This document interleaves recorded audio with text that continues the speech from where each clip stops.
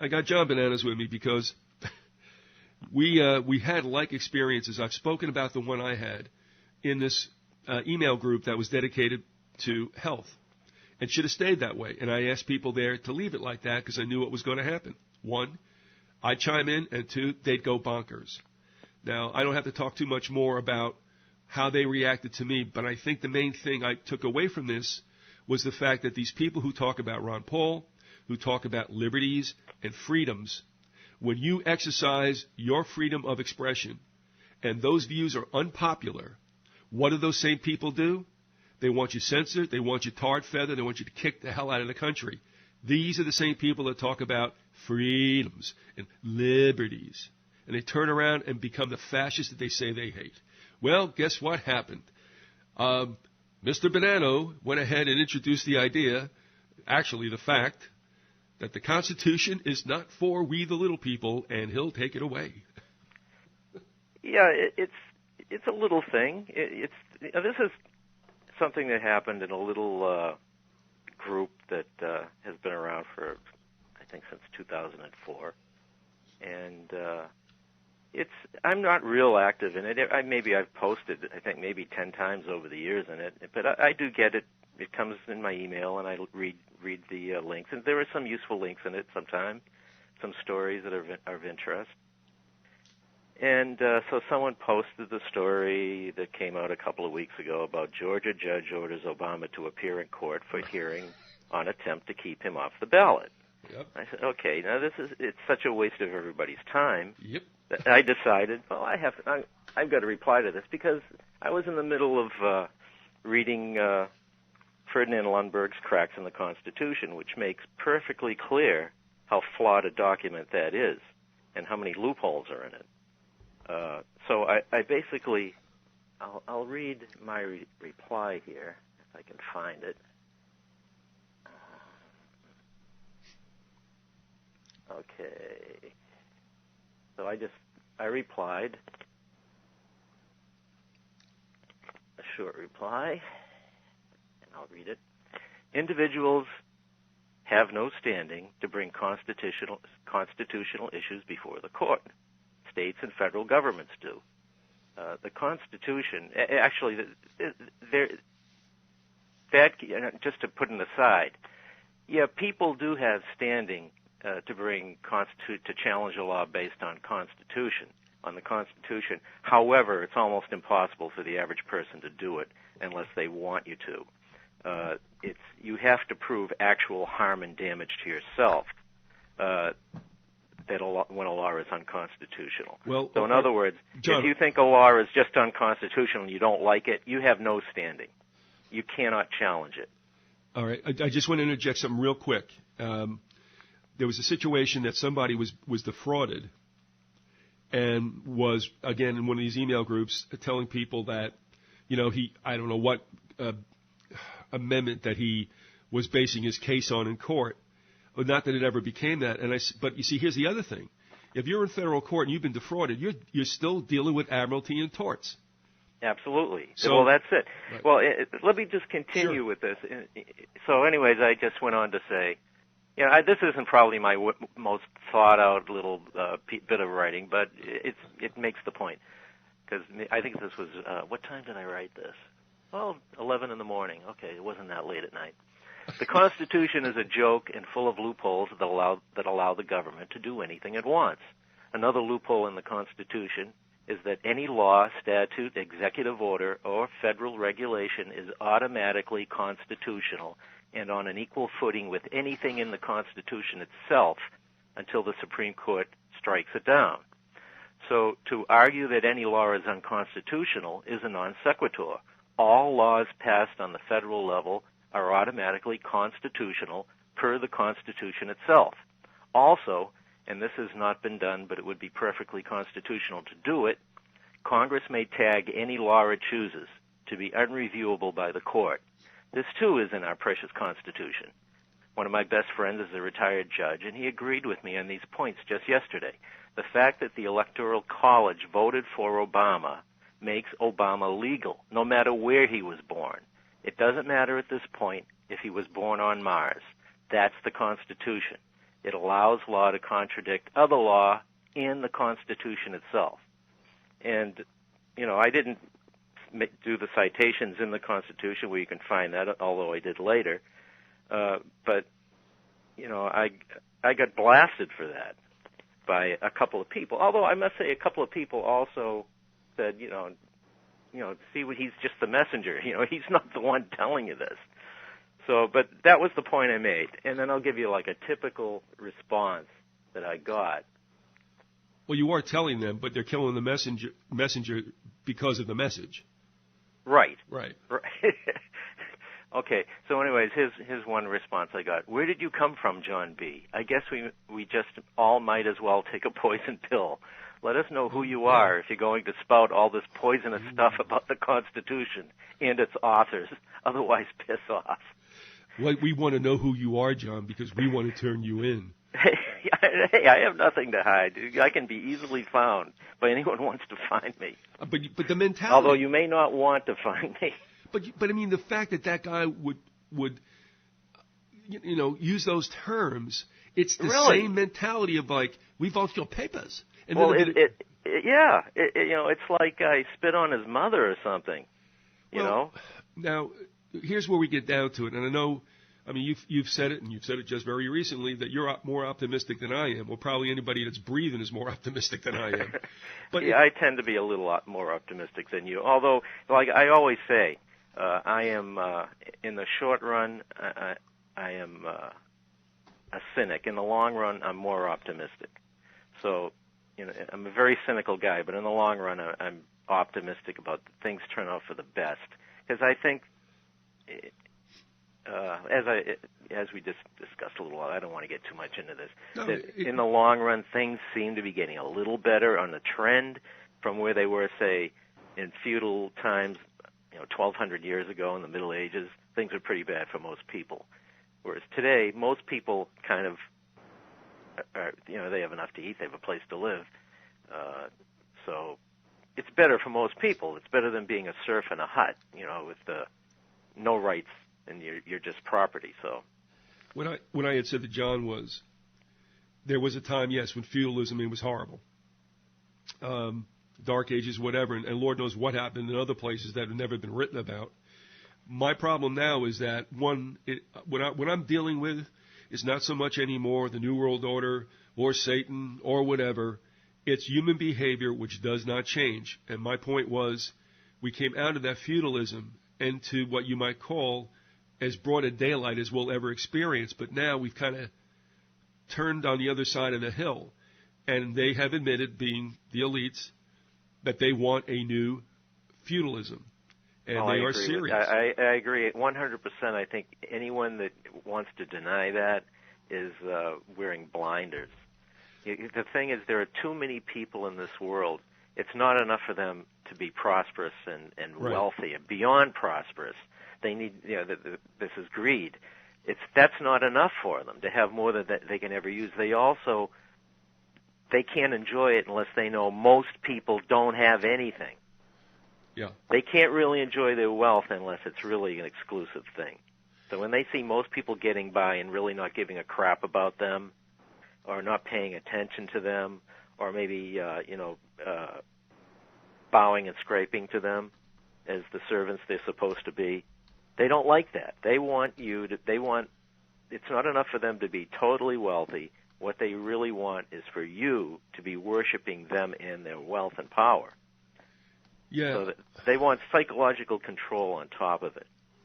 If they just wanted to be the meanest Turks financially, okay, we kind of get that. That's what business is in the end.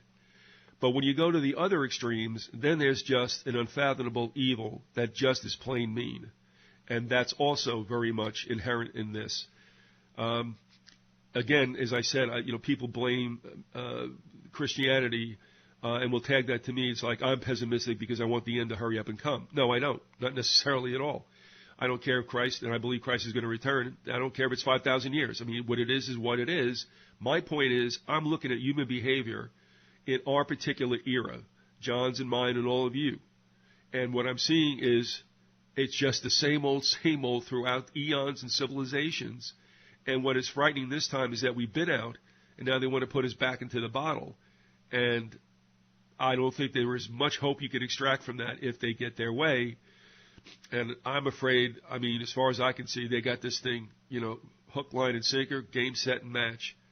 Well, I think, they have the technology now, and they're working on better technology to do that. In the past, your Second Amendment rights, if everybody has a gun, you might be able to hold them off. Now they've got things where your gun is irrelevant. They've got ways of control. Your gun is a joke to them. Yeah, so, absolutely. But the thing obviously when you wrote me, what resonated with me is that you're probably dealing with people of reasonable IQs, probably middle class, maybe a little bit more, and you would think you would get something of an elevated level as far as thinking and reacting or interacting. No. Well, it's a knee-jerk thing. Everybody's been given this fairy tale of the founders. And you know who first popularized the term founding fathers? This is interesting. I stumbled across this fact the other day. Was it Jefferson? No. Actually, the first founder to mention fathers was John Adams, but he said when the fathers wrote the Constitution, because he was one of them, and he wrote this in his old age. He lived to be very old. This was like 50 years later or whatever, 30 years later or whenever it was. But the actual term founding fathers was popularized by Warren G. Harding. He used the term in his keynote address at the Republican Convention in 1916, I believe. And then, of course, he used it again in his inaugural address before one of the most corrupt administrations of all time in 1921. So that's what we get. The term founding fathers is relatively recent, and it's almost meaningless. I'm just laughing because I'm calling up Harding now, and there's also a strange case involved with him. Well, he went from March 4th, 1921 to August 2nd, 1923. Another strange, and some would say premature death of a president. So I guess he gave it in the keynote speech the 4 years prior, right? In 1916, he gave the keynote speech at the Republican Convention, and he was the first to use that. He is generally credited with being the first to use the term the founding fathers. So it was nothing. The founders themselves had very little respect for the Constitution, and we can go over that. When they went to write the Constitution, they were authorized. There were 74 delegates were authorized from the states to go to this convention, and actually it was more like a caucus. And they were authorized only to add amendments to the Articles of Confederation. But there was a hidden agenda to write a whole new Constitution. Of those 74 delegates, 19 failed to show up because one of them, Patrick Henry, said he smelt a rat. He didn't even want to go. So they knew something was up. Yep. And of the 74 authorized, 39 signed. Many of them thought they were signing only as witnesses rather than as approving. One, Alexander Hamilton, had no standing to sign for New York because the other two delegates had left, being against the document that was being presented to the people at the convention. But he signed anyways for New York. So that way, the Constitution could be presented as being accepted unanimously by the states. So that right from the beginning, there was fraud involved in bringing the Constitution to fruition. And also, let's look at who the so-called the framers were. There were 55 that actually were there attending the convention of the 74. And some of them came and went, but 55 actually showed up. Now, let's see what this vast spectrum of people were who were there. Well, of the 55, 46 were politicians. 35 were lawyers. And in fact, that's another one of the responses I got from a person in the group, the group that I was started out talking about, said they weren't lawyers. Yes, they were. The majority of them were lawyers. 13 were merchants, 7 were land speculators, Right. 11 were security speculators, 12 owned plantations, huge plantations with slaves, 2 were small farmers, probably the most democratic types that were there, 8 were public office holders at the time, although that was from one source. Another source, Lundberg says many more were office holders or former office holders. 3 were retired gentlemen, such as myself. 2 were scientists. 3 were physicians. There was 1 academic, a university president. And there were overlap, of course, and all. Some of the delegates were more than some might have been a merchant and a politician, as we know there were. And right from the beginning, the only reason they got a majority to sign the document was when people like Franklin said that the country is in danger. It's basically the national security argument. We know there are flaws in this document. We can fix it. There's ways that it can be amended. We surely shall be amending it. And meanwhile, the country needs to be unified because of the threats from whoever. Same argument they use today. We all have to be unified in this to protect us in this dangerous world. So that's the only reason they got a majority of people to sign it. And many of them signed it with trepidation, thinking they were only signing as witnesses to the fact that it was there and it would be brought back to the States for further tinkering. And so it wasn't anything brought by God, No. Upon us.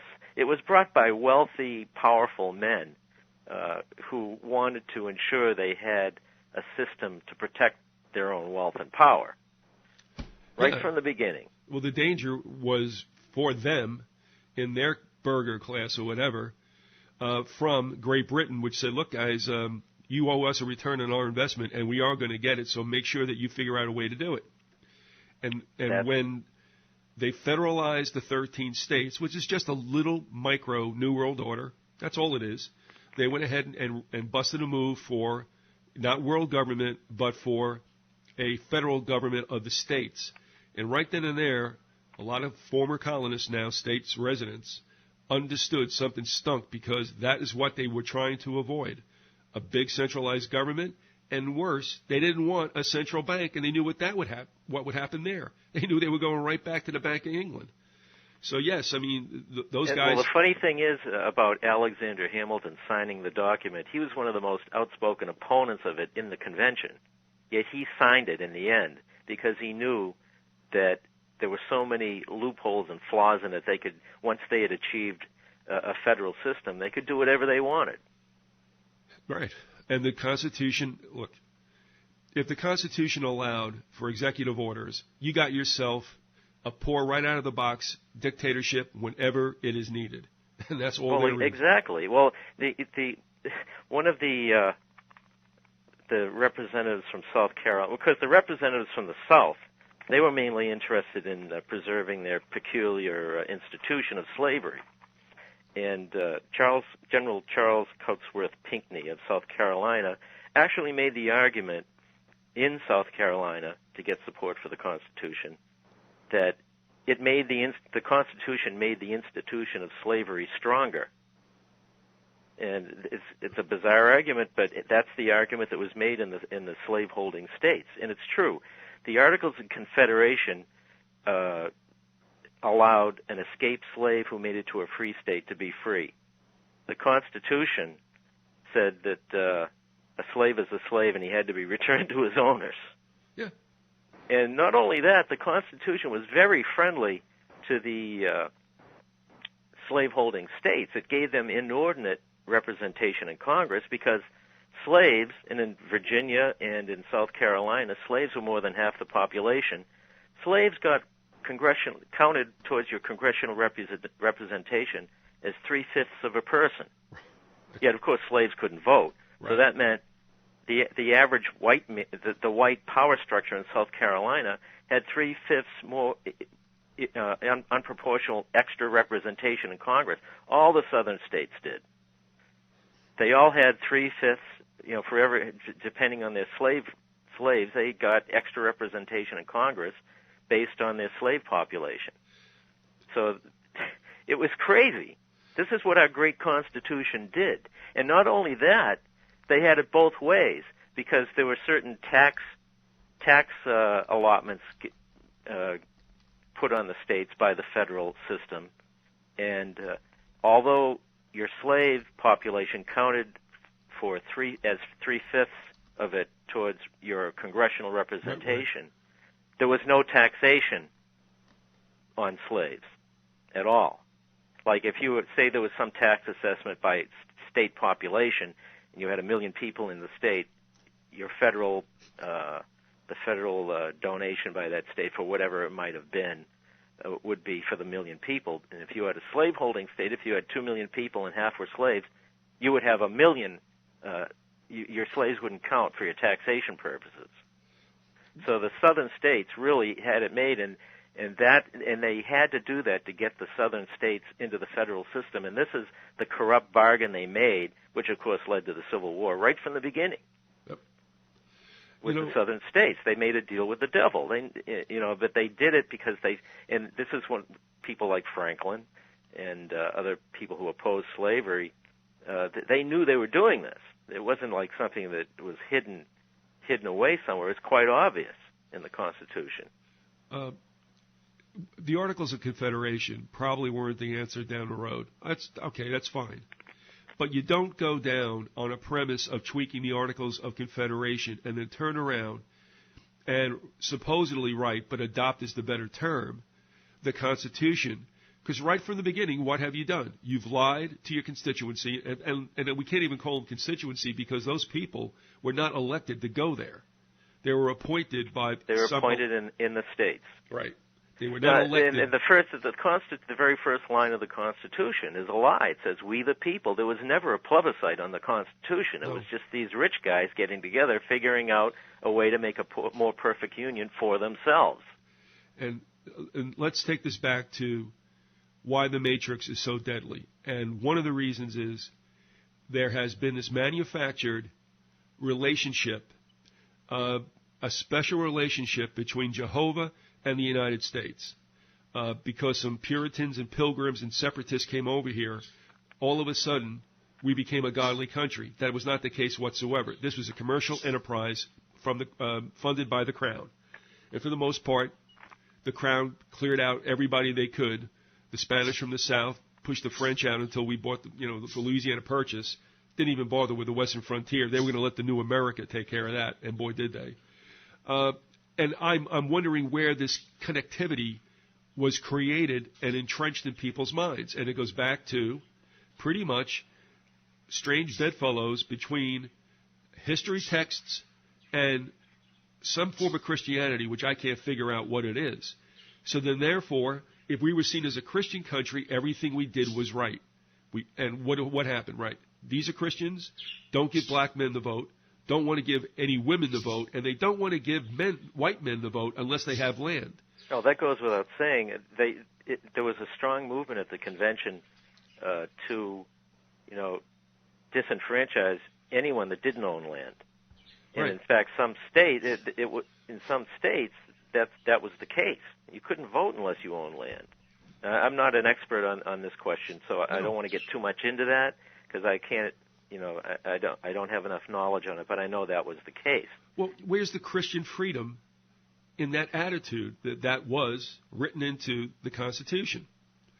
And if you read sources of the Constitution, which you can online, which goes back to like 1892, Stevens wrote it.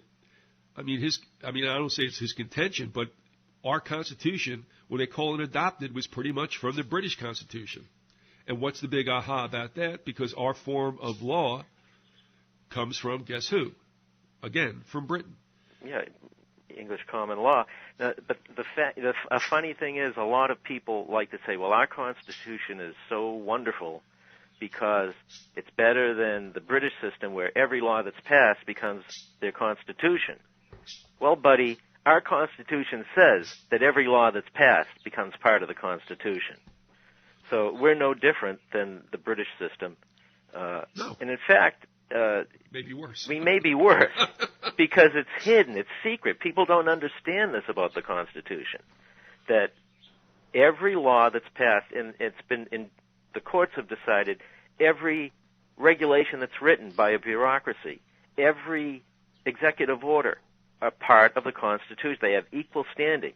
When the Electoral College votes in Obama, whether he's born here, on Mars, on Jupiter, wherever he's from, it doesn't matter. He's the president because they said so. It has equal standing with the Constitution, whatever the facts are. And also, there's another loophole in the Constitution that any time Congress wants,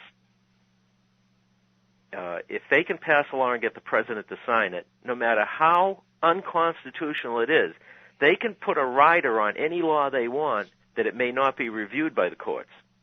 And that's in the Constitution. So they could pass a law next week that says Obama is king of the world, and we all have to get on our knees and pray to him.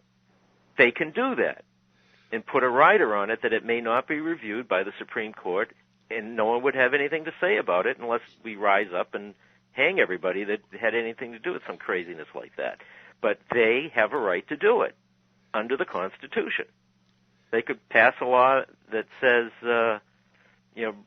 anything, any crazy law. But that's basically what they do anyways. I don't think they've ever used that rider because they don't have to, because they know that they can put anything in a law and it has equal standing with the Constitution.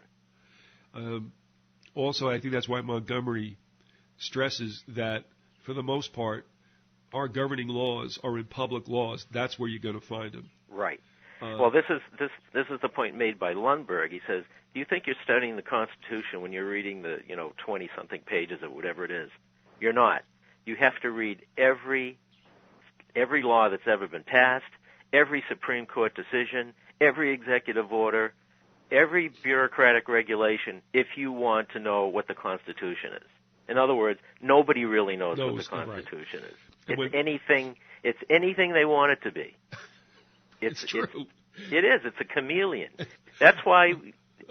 That's what my friend said. I was just having this discussion with him, the judge, and he said basically, that we laugh people out of court that most of the time when they come in wanting to argue constitutional grounds, either they have no standing, or the fact is they don't understand that the law is constitutional unless the Supreme Court says it isn't. And most judges aren't going to go along with that argument. There might be a few renegades that might, but they won't be judges for long. Oh, no. And see, a couple of things. I cited a number of cases that bore out exactly what the informer was relating to all of us, which was embodied pretty much by the statement of Paddleford versus Georgia, when it clearly says the Constitution is a compact between the states and the federal government, and a private people are not a party to that compact. Only the states can seek remedy. Bang in your face. So what happens is, a listener alerted me to a situation.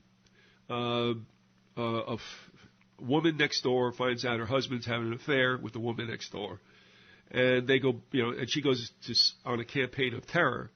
Got herself involved in mail fraud because she put something in the mailbox. That something. Yep. Okay, you remember this, don't you? It's in the Wall Street. Okay. Here's the deal.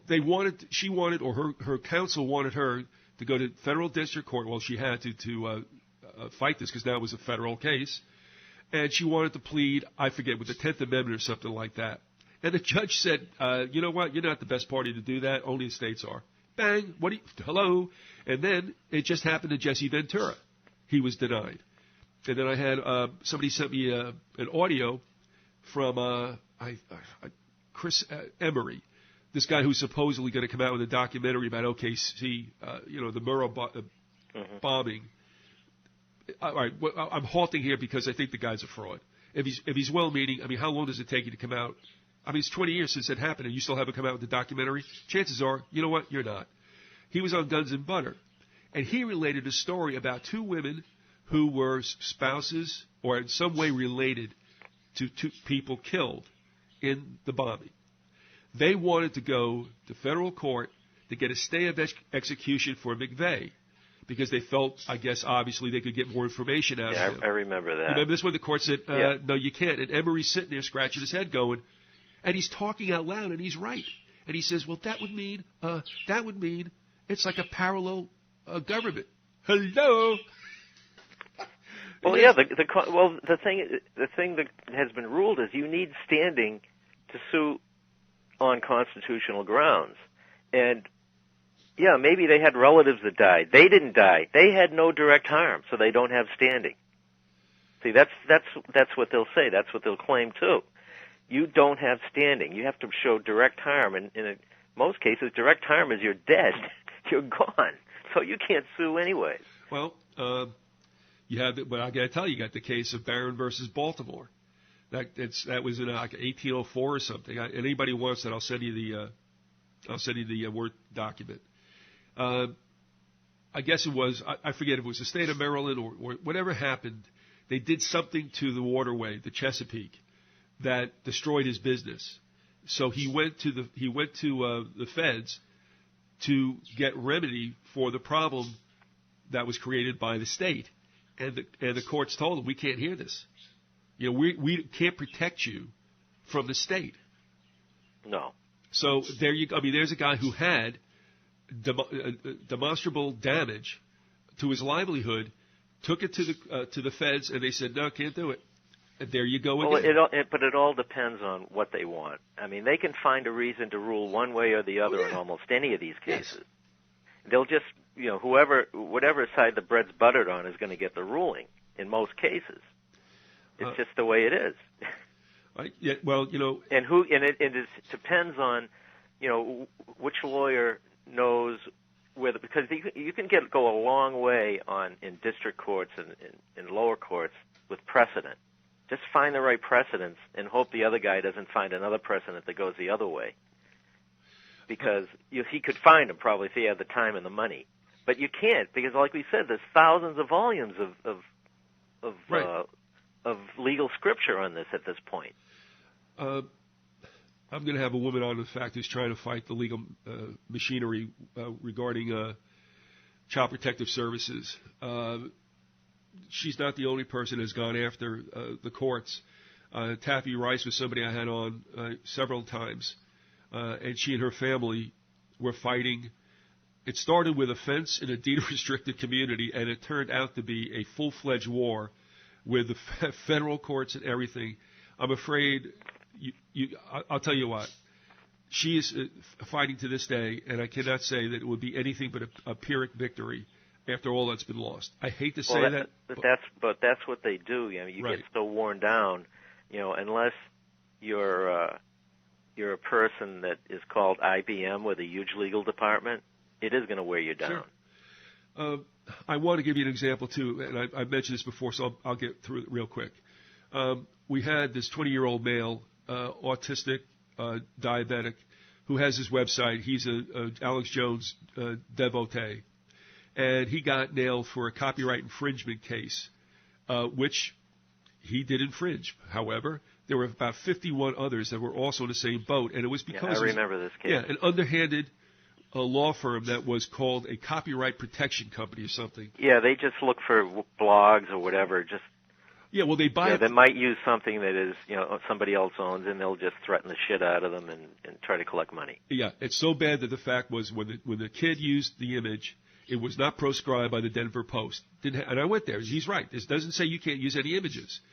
What they did was they bought it after the fact, didn't tell anybody, and just checked out to see where it had been used, even if it were prior to their purchasing the image, which is really low. Now, what happened was the judge in Denver was hip to what was going on, and the bad news for that company, Right Haven, was that the judge knew that this was not in the spirit of the law, and they had to deal with him because he was given all 52 cases, which means it was not looking good for Right Haven. He decided in favor of the young man because the copyright lawyer he had, David Kerr from Santangelo law firm, actually we found a lawyer with a good heart, took it pro bono, didn't like what was going on either.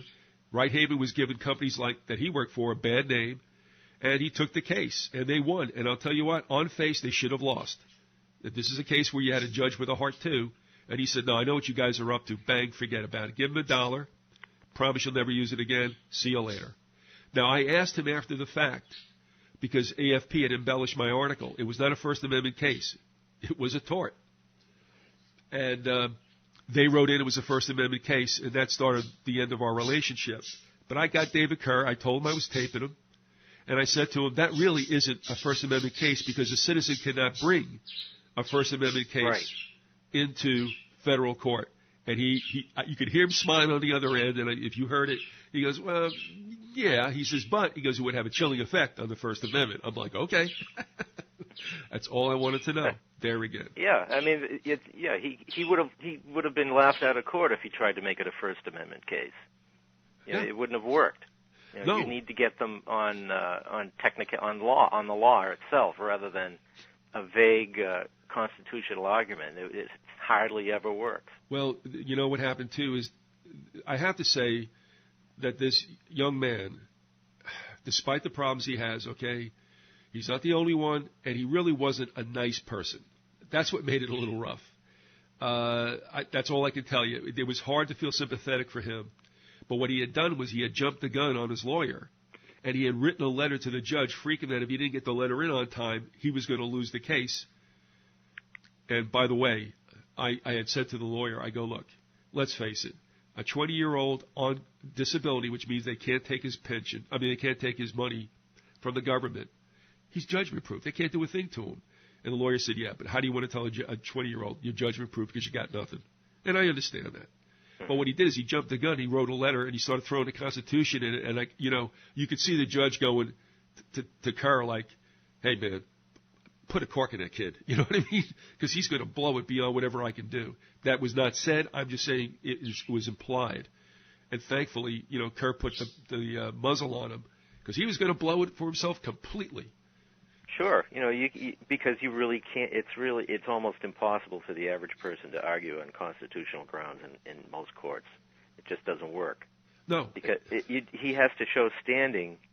He has to show that he was harmed, and actually he isn't harmed at all unless he loses the judgment. But even then, if you're using copyright material, you don't have a leg to stand on. And his defense was it wasn't copyright when I used it. Right. Or he could also alternatively probably argue that the owner of the copyright suffered no harm or negligible harm. Yeah, and what they're going to do now is, and since Kerr is a copyright lawyer and involved with infringement cases, and it does happen, and we know it happens. The Internet's like a wild, wild west right now as far as using people's material. Oh yeah. But he said, listen. There is an abuse there, but what's happening here is an abuse of the laws to protect from the abuse, and that isn't the spirit of the law. That's got to be changed.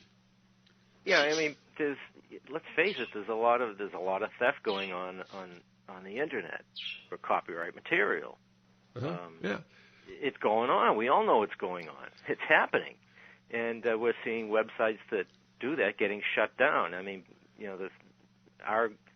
Our feds are going, where is that guy, in New Zealand, with Mega Upload or whatever it is? They shut down that website and arrested the guy in New Zealand. Well, our guys. How does that happen? Well, I'll tell you what, boy, I was just going to go there, and you hit it on the head. And this is the most glaring example, along with what might happen with the global economic chaos. Well, they're passing these international treaties. There you go. And the Constitution also says, any treaty we sign is on equal level with the Constitution, even if it contradicts something in the Constitution, and that's in the Constitution. Any law that is, you can write it like that. Getting back to the original point, any law can be written that overtly contradicts the Bill of Rights or anything else in the Constitution, and you can write it, and if you get it passed, it's on equal, even if it's on equal value as the Constitution. I'll say, let the courts worry about it. There were two. So in other words, since most of our founders were lawyers, they were setting themselves up to get a lot of business over the years. All right. Now, there are two cases where I got involved in a bit of an exchange about that clause in the Constitution about treaties overriding the laws of the land. One guy said, well, that was back when, and that was, for that time. And my point was, look, if I have to go to court, I can only go to court with the law. It doesn't state in the Constitution it was for a time, if we don't do that, put it in. It doesn't say that. It stays right there. And if I take a look through and I see this, that's all I can use or abide by. You're injecting that it was for a time. Well, then, if it is what we would call anachronistic, yank it out. But they don't. The other person said, he quotes the whole clause to me, and he leaves out the linchpin phrase that's right at the end. It ends in a prepositional phrase, and the word is a very tricky word, and that word is notwithstanding. Right. I'm looking at it right now. Right. And that means... Let me read that sentence. Sure. It's because it's great. It says, actually, they wrote long sentences in the Constitution to make it very difficult for the average non-legal mind to understand. But this is all one sentence, okay? Yep. In fact, it's the last paragraph in Article 6 of the Constitution. The senators and representatives before mentioned and the members of the several state legislatures and all executive and judicial officers, both of the United States and of the several states, shall be bound by oath. Okay, I'm looking at the wrong one. Sorry. Oh, here it is. I'm reading the next paragraph. That was the test of... Okay. This Constitution and the laws of the United States, which shall be made in pursuance thereof, and all treaties made, or which shall be made under the authority of the United States, shall be the supreme law of the land. So what does that tell you? What does supreme mean? Right. And the judges in every state shall be bound thereby. Right. Anything in the Constitution or laws of any state to the contrary, notwithstanding. And that has the equivalent of in spite of. Right. That is a dictionary a meaning. And that is notwithstanding holds the weight of in spite of, which means that no matter what anybody else did, this is what's going to be. And right. You just hit it, and you heard it yourself with that guy that was telling me, it was for that time. And what did you just read? And any that will be made? Any laws that will be? That's the future. Yes. That's the future. That's not that time. Now, one other thing I wanted to add, and that is what's been going on, and you hit it, and we shouldn't let that get away, and that is the international laws that are being written, which we are probably all of us are not aware. When I had that audio played from the speech by Dr. Anne-Marie Slaughter, who was the head of the Woodrow Wilson School of Government out of Princeton U, she talked about, she said, well, the nation states aren't disaggregating, but we're going to go to international legislative, regulatory, and judicial. So what was interesting is after the fact, I couldn't put it on the audio because it was too low. Most everybody's sitting there like not understanding what's going on or thinking it's a really good thing. And some guy in the back hit it right on the head. And she knew that he knew. And her response to him was, we're only thinking about this at the moment. And I felt like saying, that is such a bullshit excuse. And it comes from somebody who knows you're pulling something off on people. And so you get out of it by saying, well, we're just thinking about it. Well, why are you thinking about it? So here you go. Good point, John, because international law is what we're all going to be dealing with. The Hague is going to become... Huh? Notwithstanding. The Constitution. And if you're going to go to international law, think the Hague, because you're not going to have a judge. You're going to have a jury. You're going to have a tribunal. Well, going right back to the Constitution, our God-given document, many of the people, the movers and shakers of the Constitutional Convention that wasn't supposed to be a Constitutional Convention, there were several of them that had refused to sign the Declaration of Independence because they were against independence.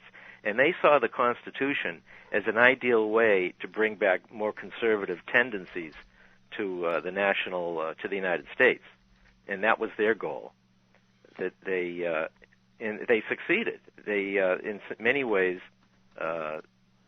they produced a document without a Bill of Rights, and there was such an uproar about there being no Bill of Rights in the original Constitution that they had to put one in, but they understood that it really was meaningless because they put in the loopholes that we've been talking about that make it almost impossible for the average person to challenge a law based on the Bill of Rights. And they knew that. They were lawyers. Most of them were lawyers. They understood the law. Some of them weren't practicing lawyers. They had become other things, but they had been trained as lawyers. Because training as a lawyer in those days was a little different than it is now.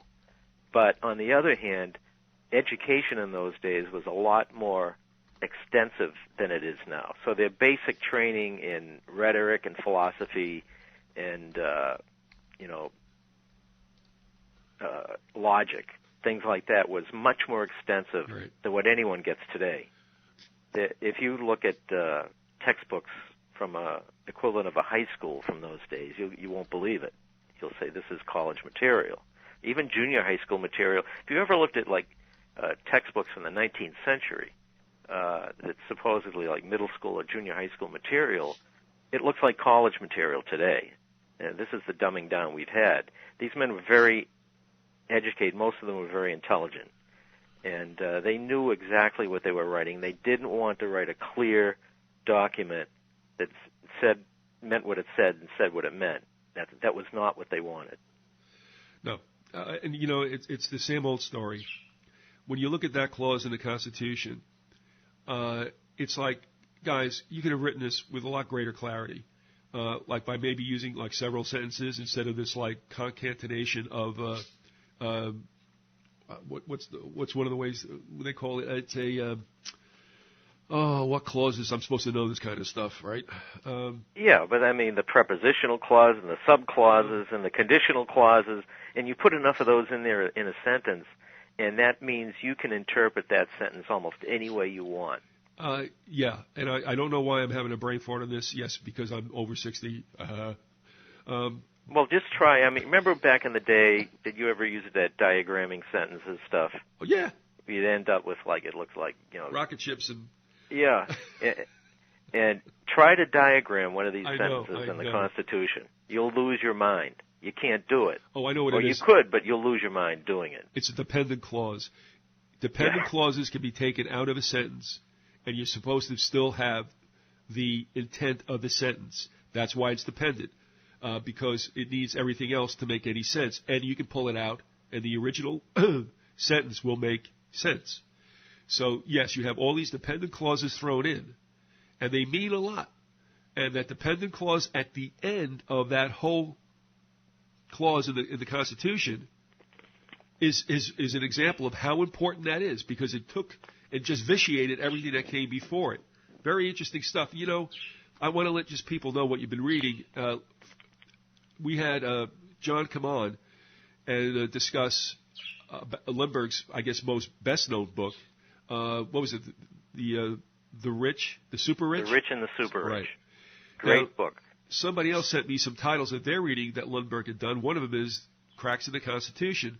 You can take a look at that to understand, if you don't already, what we're talking about. You also have Jerry Friesia's Toward an American Revolution, which you can read online. I caution you because he's a Marxist and he believes that's the answer. Of course it's not. But his criticisms of the Constitution have been confirmed several times. You also have Lysander Spooner. His work, The Constitution of No Authority, online. You can read it. And also, was it Albert Nock? Is that his first name? I'm not sure. I think it's Albert Nock. Anyway, he has also a statement about this. This is back in the 19th century. These people knew what was going on, and I'm sure probably most everyone did. But, I mean, what are you going to do? I mean, you're a citizen, and it seems that the odds are stacked against you because, in fact, they are. But to go ahead and carry the myth is quite another thing, and that's what's happening now. And when you go ahead and you put in a person's mind that Constitution isn't worth much, it's worth nothing to them, then you start to see they're backing up, and the anger takes over because you've shook their cage. You've upset their paradigm, and they don't like it. Forget it's the truth. They don't want to hear it. They will not accept it. I'll say another thing, too, because people are going, well, I know people get their constitutional rights all the time. In local court, with local law enforcement? Probably, because they don't know either. So you'll get these supposed constitutional rights for folks who don't know any better. But when you hit the federal level, it's a whole new ballgame. So, and that's why even the Informer wrote in that one book, he said, he quoted a judge who said, there are lawyers that pop up in his court, and they have no idea what court they're in. And he has to give them like a five-minute refresher course on admiralty. So, there you go. At any rate. At any rate, indeed. We don't do this because we want communism or any of the isms. No. Just want to know what really is. And that's the reason. I just want the truth. That's all I want. Going back to this group that let me see, I'm going to find this other message here.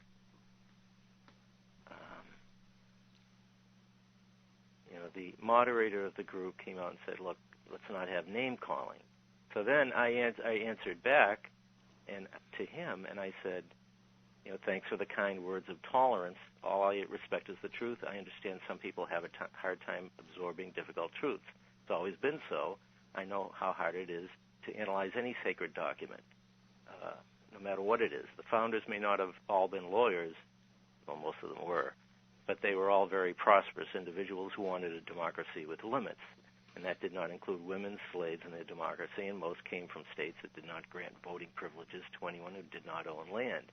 They had no trust in the rabble. And someone had accused me of being a lawyer before this. And I said, I'm not a lawyer, though I almost went to law school at one time. I knew I would not be able to live with myself if I had. And so then he came back, and he said, tolerance, I think you misunderstand. You've put me in a bad position here. Either I silently let this post stand, what I just told you, and thereby appear to agree with you, or I react and let the thread become what I didn't want it to be. I don't appreciate being forced into this choice. I have a lot of respect for people in this group, and I won't stand by silently, willingly, and let them be insulted after asking everyone to put a lid on it. I don't know whether you mean to be insulting or whether you can't help it, but this isn't the place. So I don't remember insulting anybody. I was the one that was told to piss off. Yeah, exactly. And insulted. And when I was just saying, just go to the source, read it, study it before you react, I'm the one that's insulting everybody. Why? Because I'm insulting the Constitution. That's what I was insulting. But is it insulting when you tell them the truth about something? I guess you are, for some people. I just, every time this happens, I keep thinking back to that brief scene in Enemy of the People when the character says the majority is never right. I thought that a wild statement, but it is not. And that's what I was saying a couple of weeks ago about discussing this with my wife and saying, what is democracy? Take a look at how much the mob can be manipulated to a certain thing, and there's your democracy. What good is it for truth? How many people out there, almost 300 million people in the United States, get their truth from the lying mainstream news? And what are you going to do? I mean, that's why I'm saying we're going to beat the New World Order. How do you crawl over 300,000 bodies who don't get it? It's impossible. Well, that's the problem. And that's a democracy. They don't take the time to go to the sources and understand what's happening. I didn't believe this, John, but I believe it to be true. We can watch this come November. Somebody came on once and made two statements. I cannot remember who he was, but boy, did they stay with me, although his name did not. Talking about the manipulation of the country, the electorate, to vote for a certain president. I will say that manipulation failed in 2000 and 2004, and that crap ain't never going to happen again. However, he said that, one, what polls are really polls, or what polls are just telling you who to vote for? He said, because if you look at the very last polls before the election, whoever's ahead will be voted for. And then he said, this is what you're dealing with most human beings. He said, because people want to be able to say that they voted for the winner. And, I've heard that before. It makes no sense. Just shoot me. I know. But that's what you're dealing with out there. You know, and what you know what it's like. If do you know any hardcore gamblers? They'll always tell you about their winning bets. They'll never tell you about seldom tell you about the losing bets. You know. Well, I tell you that people want to feel like they won the bet. You know, I voted for that guy. Yeah, I knew all along. Okay, great. I tell you what, I know two heavy gamblers who actually were honest with me, but the bookies will never tell you. That's it. You know, well, Nick the Greek up in Jersey looked at me one day, and I said, because we would play roller hockey in the morning, and then this was on Sunday before the NFL games, and they would ask Nick, "What's the lock? What's the lock bet?" Right? And Nick gave it to him. They're like, okay. And then he would all go flying off the phones in the bar that we would go to afterward. And I looked at him. I'm going, why do you bet? I said, do you come out on top? He goes, nobody comes out on top. I said, well, why do you do it? He goes, for the excitement. It is. It's the adrenaline. Yeah. That's what it is. I couldn't believe it, you know. But I mean, it was so funny with this little smile on his face. He's like, we all lose. Ay. But that's the world we're dealing with, and that's what a democracy is. If you can manipulate the majority to a certain kind of mindset, that's all you got to do, and that's what we've seen in this country for over 200 years, and that's why you can't move a mob and you can't move a democracy. Yeah, you would think, it's easier today because of the media is all controlled by a certain class of individuals for the most part. But if you look at our history, you know, you basically see puppets and tools almost all the way through. Yep. You know, it doesn't matter. It doesn't matter. You know, guys like Warren Harding got elected president. I can't believe he did that. And I mean, see, that's another mysterious presidency. But I want to get back to one thing. You once again hit something on the head. And this comes from Harry. This is Harry's law. Harry said to me one time, he goes, you know what? He says, go check who gave keynote speeches. And if those two, one for the Republican and Democrat, don't wind up running for the office in 4 years, and that's exactly what happens. That's a pretty good indicator of who they're planning to push forward. That's their first, what would you call it, packaging of the soap product before the people. And Obama was one in 2004, and Giuliani was for the Republicans. And now that name is starting to squeak out, which is going to be interesting. So just see who the keynote speakers are this time, because that's the first dry run they did. Who was it? The Republicans had who was it? Bobby Jindal last time. Was he the one? Yes. Yeah. He was the last one, and the other guy was Martin. I don't remember. I just took a look. It's not anybody you would call a real a prominent person. And of course, which probably would run counter to the rules when you have a heavy-duty incumbent that gets elected again. I'm just saying that this doesn't work all the time, but it works plenty of the time. It's a pretty good indicator. An augury of the future, word. Like reading the flights of birds or the entrails of pigs. That'll tell you. Eddie? Okay. I'll go consort his feathers later on. All right. Well, listen. Thanks. I shouldn't have said birds. I'm sorry. That's okay. It's all right. Well, but thanks for sharing that with me. And as soon as I read it, I was like, oh, man, not that you're scarred for life, but it's like I know what you went through. No, it's not that I felt bad or anything. It's just I was kind of amazed, and I was accused of being a right-winger. So throw the label. Somebody said, if anything, I'm more to the left, but I have nothing to do with either of these false dichotomies that they present us. But somebody said usually right-wingers don't like. You're saying the only way to get a bad law out is the Supreme Court. Usually right-wingers don't like the court. I said, what do you mean? That's not the point I was making, that we need the Supreme Court to fix it. The point I'm making is they can do whatever they want, and there's nothing you or I can do about it. That's the point.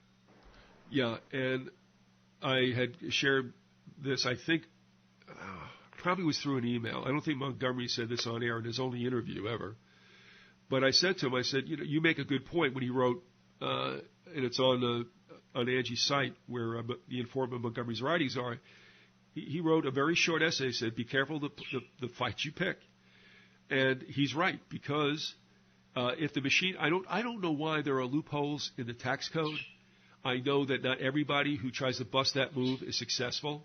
I don't know why the rain falls on some and not on others, the just and the unjust? I don't know. But the point is, on any given day, you walk into their courts, they can do anything they want.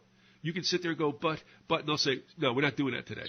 And I'm serious as a heart attack. Right. And the people whom it exploded on are sad, sad stories. And that's why I put up the interview I had with Eddie Kane, who's being bounced around the penal system and has never been granted habeas corpus because it's a privilege that was revoked. And that's the way it goes. So if you go in and all these cats that want to become non-alien residents and all this stuff, good luck, baby, because if it blows up on you, like I said, your name is Alice, and you're going to be... in most cases, these people that try to fight income taxes or whatever in court, they don't make a lot of money.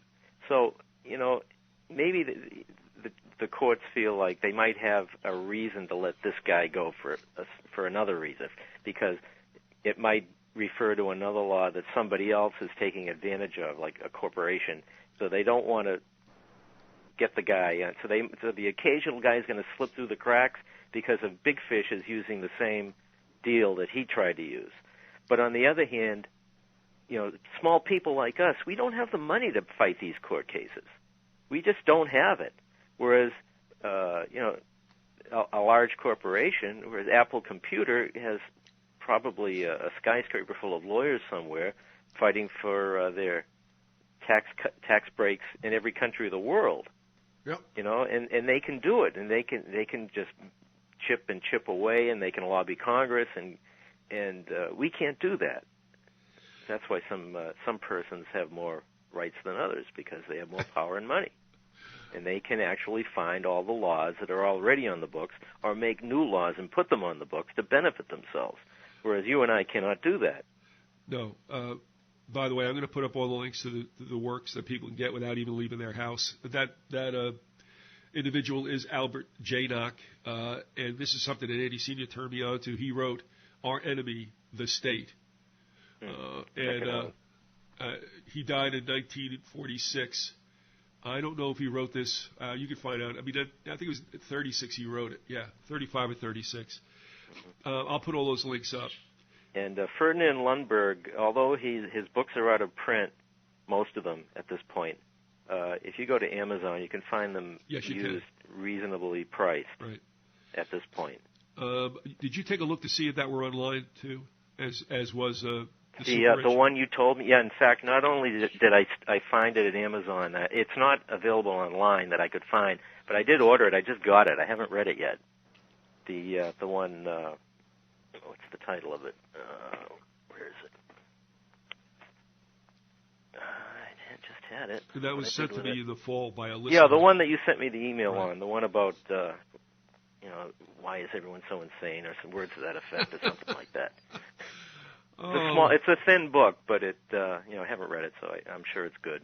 Oh yeah, I mean, I thank you to the listener who sent that along. That was back in the fall.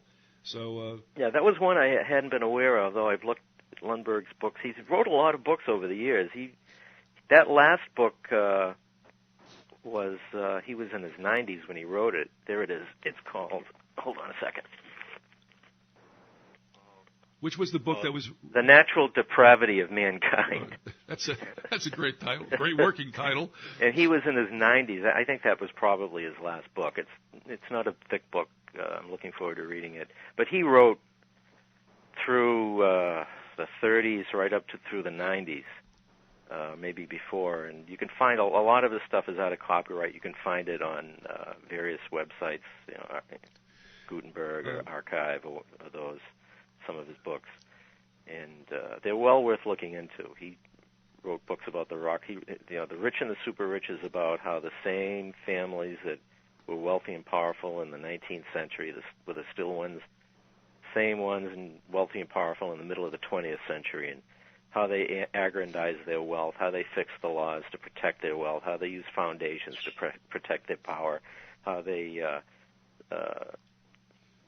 made the tax laws to benefit them, and what they've done, and how they got their money, and who their flunkies are, and it's well worth. It's a big, thick book, The Rich and the Super Rich, but it's a seminal book, I must say. I want to alert you to Gordon Comstock has been busy out on the left coast, and he had an idea to go take a look to see if he could find some what you would call muckraking books.